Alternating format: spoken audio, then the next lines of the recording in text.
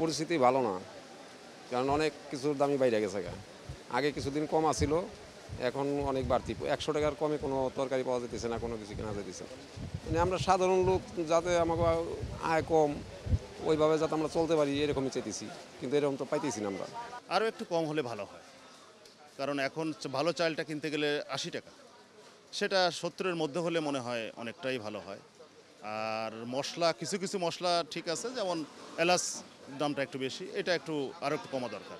এটা 5,000-এ যা 3,000 হলে 3,000 রেঞ্জে থাকলে মনে হয় ভালো হয়। এখনো সহনীয় পর্যায়ে আসেনি। আমার মানে আরও তদারকি দরকার। তদারক করছে, আরও প্রয়োজন আছে। সব কিছুতে ওভারঅল সব কিছুতে মোটামুটি এখন পর্যন্ত সহনীয় আসেনি, তবে আগের চেয়ে কমছে। অন্য অন্য বছরে রোজার বছরের থেকে এই বছরে মোটামুটি স্বাভাবিক মনে হচ্ছে আর কি। মানে অধিক দাম না, মোটামুটি আছে আর কি। এটাই সত্যি, বাড়ার সময় একসঙ্গে বেড়ে যায় 10 টাকা, 15 টাকা, 20 টাকা, কিন্তু কমার সময় কমে 2 টাকা বা 1 টাকা, এইভাবেই কমে। আর সেটার কমার সম্ভাবনা খুবই কমই থাকে। করলা 80 টাকা আর টমেটো 20 টাকা করে। কাঁচামরিচ এটা হচ্ছে 40 টাকা, ওটা 60 টাকা। আর ভেন্ডি 60 টাকা করে কেজি। বেগুন দুই প্রকার আছে, এক প্রকার হচ্ছে 80 টাকা, আরেকটা 40 টাকা।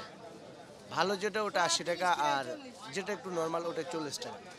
শসা ক্ষীরা 30 টাকা করে। যেমন আগের তো, এখন তো আগের থেকে কিছু দাম কম আছে, কিছু বলতে অনেকে দাম কম। যেমন আগে বেচে লেবুর আলি 70 টাকা, 80 টাকা, 90, 100 টাকা বিক্রি করছে আলি।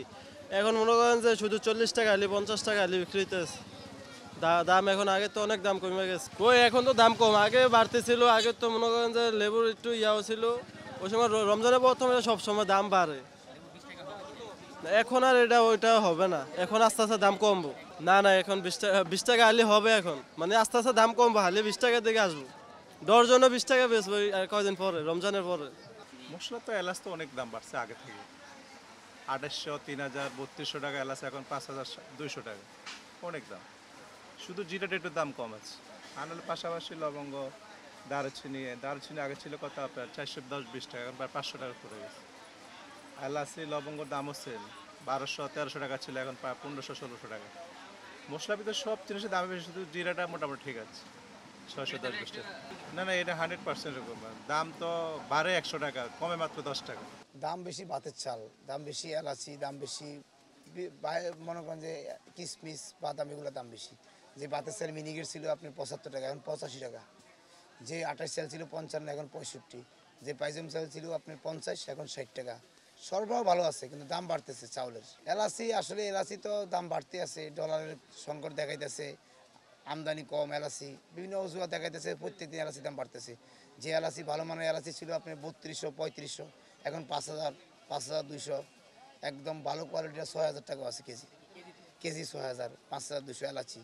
তারপরে আপনার দারচিনির দাম বেশি, 450 টাকা দারচিনি, 500 টাকা। এখন এগুলা মশলা তো আর 1-1.5 মাস বাদে মশলার চাহিদা বাড়বে, কোরবান। এলসি যদি ভালো থাকে তাহলে দাম ঠিক থাকবে, নাহলে এলসি কম থাকলে দাম আরও বাড়বে মশলা।